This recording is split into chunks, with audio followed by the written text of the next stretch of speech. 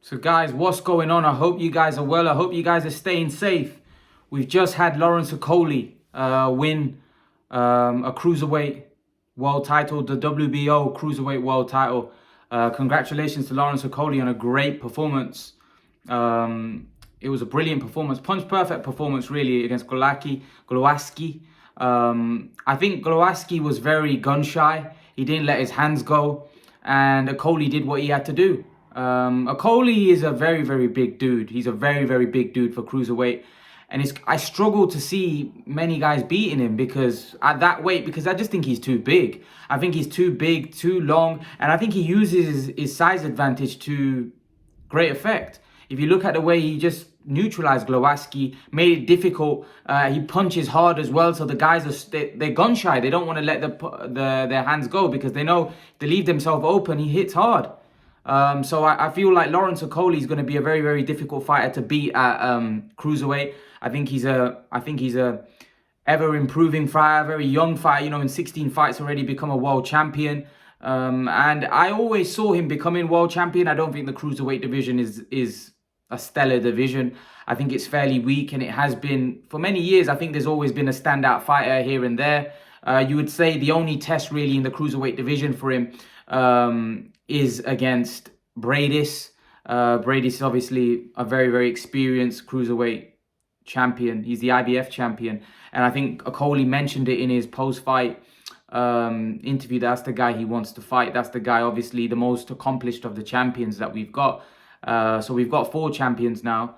And Bradis is definitely the most accomplished. So I think that's the fight that Lawrence Okolie wants to chase. And I think it's the right fight. I think I wouldn't even mind if he wins that fight to move up to heavyweight, because if he wants to unify and become undisputed, fair enough. I think he beats the other 2 champions, Makabu, and I think it's Atrasan, the other guy's name. I don't know how to pronounce the other guy's name, Mitrasan or something like that. I don't know how to pronounce the other guy's name, but they're all, you know, apart from Bradis, the other 2 I would expect him to beat quite comfortably. We all know about Lungu Makabu fought Tony Bellew. Tony Bellew knocked him out cold. However, he did have Tony Bellew down in that fight. So, you know, and he has got a good left hand. But the problem is I just think Lawrence Okolie is too big. I think Lawrence Okolie knows how to use his size, his reach very effectively. He's a lot bigger than all these cruiserweights. He's a massive, massive dude, Okolie. And I just don't see cruiserweights being able to handle his power, his size, and I think he uses it brilliantly. So I think it's going to be very difficult to beat, if I'm honest with you. I think the only guy that potentially can beat him is Bradis. And Bradis is getting on, he's 36. However, you know, at cruiserweight, there are big lumps. So, you know, one punch and you could be out cold. But I do think Lawrence Okolie, he's a big dude. He's taller than all these guys. He punches very, very hard. He's starting to use his height and reach to great effect. It's going to be difficult to beat him for any cruiserweight. I think his real test is probably going to come at heavyweight. But in terms of tonight, I think it was a punch-perfect performance. I think he jabbed the guy's head off, you know, cut him in, the 4th round, or hurt him. I thought we buzzed him in the 4th round. And Glowacki, like I said, he was just so gun-shy. So gun-shy. And whenever, you know, you get close to Okolie just grabs hold because he's so big and so strong. And Glowacki, like I said, I thought his performance was poor because he didn't let his hands go. But then I've seen Lawrence Okolie's fights, you know, quite a few of his fights, and most opponents that he fight like that. And Johnny Nelson mentioned that, you know, I know we just have to get used to his style. It might not be it might look ugly, but like Tony Bellew said, it is very effective. It is. I'll be honest with you, Lawrence Okolie's never going to be a beautiful boxer to watch. Listen, there's certain guys that we love watching that are quality, that have class, that have skill.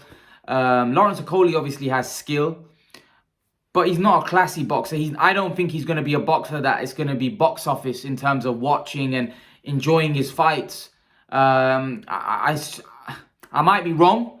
I don't ever think he's going to be a box office fighter where he's going to be drawing in huge crowds or he's going to be very popular, just because I don't think his style is very fan-friendly. It's not crowd-pleasing. You know, like Anthony Joshua, for example, his style is very fan-pleasing, is crowd-pleasing, and he's vulnerable as well. So you're always on edge of your seat because, you know, he could get knocked down, knocked out. there's that vulnerability there, but also he's quite a fluent boxer. You know, he's quite fluent. He's quite exciting to watch him. You know, the way he puts his punches together, his combination punching. He's quite exciting to watch. Offensively, and the fact that, you know, he is vulnerable and can be hit and hurt. Okolie, on the other hand, hasn't really shown any vulnerabilities throughout his career so far. However, we must say that the cruiserweight division isn't stacked with a lot of talent. So he's not really being tested because the division is so poor. And listen, you have to say he's also very good. And he's also very big. He's a very, very big cruiserweight. So a lot of the guys that he's fighting are a lot smaller than him. So he has a lot of physical advantages over them. So you would say he's got an unfair advantage, right? And they have created a bridgerweight division. Maybe Lawrence Okolie will be better suited to that division. But it is what it is. You know, congratulations to him. He's become a world champion. Let's see him unify now. Let's see him go on and fight your Bradis, you know, maybe a Makabu fight. But I think Lawrence Okolie mentioned that he wants to fight Bradis. And I think that's the right fight. I think that's a guy that's the most accomplished cruiserweight champion. And he's a guy that I believe can give Lawrence Okolie a tough fight. As Tony Bellew mentioned it, that will be a different kettle of fish to Glowacki. Because Bradis will come with a game plan. Bradis will come with ambition. And don't get me wrong, I'm not saying Glowacki didn't come with ambition. He did, but I just think he ran out of ideas. I think when you're fighting Lawrence Okolie, he's so awkward and he's so langly and tall and unorthodox, as Johnny Nelson mentioned, that a lot of guys run out of ideas because he hits hard, so you don't want to let your hands go, right? You can't fight him at range because he's taller, he's got the longer arms, he's got the reach over you, right? So you can't box with him. He's busting you up with his jab. You get close and he hits you with that massive right hand and you could be out cold. So I've seen a lot of guys fight Lawrence Okolie and run out of ideas because they don't know what to do. Because they know he hits hard. They know if we get close to him, he clips us, it could be game over. And to be fair to Glowacki was closing the distance very close. But whenever he got close, he didn't let his hands go. So all that was happening is Lawrence Okolie was busting him up with a jab. And it felt like Lawrence Okolie was beating him up and Glowacki wasn't really throwing. He wasn't really throwing. I was like, it's frustrating to watch. Like, let your hands go. Give yourself an opportunity. Glowacki's got a good left hand. Throw it. You know, you land that flush, he could be in trouble. Test his chin. But if you don't throw punches, the guy's not going to get tired. All right? He's going to be there all night. So that's why I think it was a punch-perfect performance by Lawrence Okolie. Because let's be honest, did he even get hit? Maybe once, twice in the whole fight. He got hit twice. You know, and I feel like there may be a lot of other fights like that for Lawrence Okolie against these champions. I don't really see them being able to test him. He's too big. He's too big for this division. He's too big for the cruiserweight division. And I think he's got a massive physical advantage over all of them. So it's going to be difficult. And to be honest with Lawrence Okolie, he's using those physical advantages well. You've got to give it him. He's using those physical advantages really well. So it's difficult. It's going to be difficult beating someone like Okolie. It's going to be very difficult because, like I said, he's big, he's strong, he's got a great jab, he fights well at range, he grabs hold on the inside, and he's as strong as an ox, and you can't let basically get away. And he punches very hard. So, if I'm honest with you, I don't think any of the champions beat him. I think the only one that has a chance is Bradis. I think Bradis could potentially, because Bradis is a very accomplished fighter, and Bradis will come with a game plan. I believe Bradis could definitely give Lawrence Okolie a tough fight, and I respect to Lawrence Okolie for wanting that fight next, because he could easily become a unified champion by fighting Alunga Makabu or the other champion, but he wants to go straight to Bradis because he knows that's the most accomplished one. He wants to beat the best cruiserweight champion out of the lot, the most accomplished guy. So respect to Lawrence Okolie for that.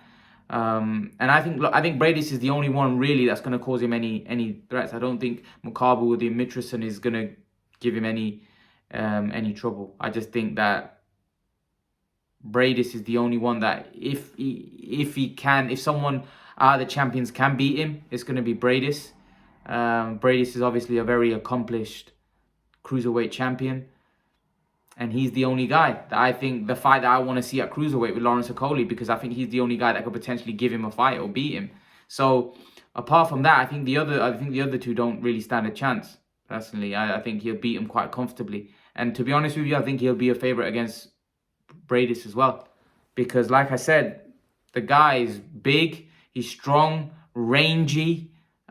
He's awkward, unorthodox, uncomfortable, and he's starting to use all of that very well. He's becoming more effective. He's learning on the job. He's getting better. So again, let's see how Lawrence Okolie does that against someone like Bradis. And then I would like to see him jump up to heavyweight. Because if I'm honest with you, he might want to become undisputed champion just because, you know, you can say I was an undisputed cruiserweight world champion. But that's obviously going to be his decision, his team's decision. It's going to be kind of a historical thing. Does he want to become an undisputed cruiserweight world champion and put his name amongst some of the all-time greats of the sport? He may want to do that because not everybody can say they were undisputed champion in a division, right? He definitely has the ability and he definitely has what it takes to do that. And I think it's not a very strong division. I think he beats Bradis. I think he does it quite comfortably, right? Here's the thing. Here's the thing why I think he may fight Bradis and then jump straight to heavyweight. I think the money will dictate. I don't think financially fights with Makabu or the Mitrison, who the other champion is going to be very financially rewarding for him. And I think the heavyweight division is going to be where all the commercially big fights are going to be at, where he's going to be making his mega money. I don't know whether he's going to be making huge money fighting these cruiserweight world champions because, let's be honest, not many of them are known to the casuals. Can you imagine Lawrence Okolie against Dillian Whyte? How big that would be? That would be a big fight. Lawrence Okolie against someone like even Chisora. Lawrence Okolie against Joseph Parker. You know, these are big fights because the heavyweights, right, are more commercially, from a commercial standpoint, they're more lucrative fights. Whereas the cruiserweights, nobody really knows them. Like Marius Bradis is an accomplished champ, but who knows him? Like nobody knows him. In the boxing world, yeah, people know who Bradis is, but there'll be many people in the boxing world that, you know, that follow boxing not as a hardcore fan, that won't know who he is. You know, so I personally think that Lawrence Okolie should fight Bradis because obviously for me, Bradis is the best cruiserweight world champion out there. You know, and if Lawrence Okolie beats him, he would be the #1 cruiserweight in the world. And then move up to heavyweight for the bigger fights, for the financially the bigger fights. That's what I think he should do. But let's see what he does. Will he just stick around and look to just become undisputed? Or I think the reason why he's calling out Bradis is because he wants to become the #1 cruiserweight, become the most accomplished cruiserweight champion out of the lot, and become the #1 cruiserweight in the world, and then say, you know what, I was the best cruiserweight, I beat Marius Bradis, and then go straight up to heavyweight and fight the top guys at heavyweight. That's what I think he'll do. But then let's see, man. Let's see. But yeah, great performance by Okolie. Punch perfect. He hardly got hit. And he battered Glowacki. So, you know, he did what he had to do. He's WBO Cruiserweight World Champion. Let me know your thoughts, guys. Let me know what you think in the comment section below. Were you impressed with his performance? Do you think there were certain things he can improve? Do you think he's... I'm not going to say, do you think he's an exciting fighter to watch? Because I think we already know the answer to that. He's never going to be the most exciting guy to watch. But he's effective. And as Tony Bellew said, a win's a win. You keep winning in this game, your purse keeps increasing. So at the end of the day, you know, Lawrence Okolie, as long as he's winning, no one can really say anything. But leave your thoughts. Let me know what you think in the comment section below. And guys, remember to please like, share, subscribe to my channel. And I'll see you all in the next video. Peace.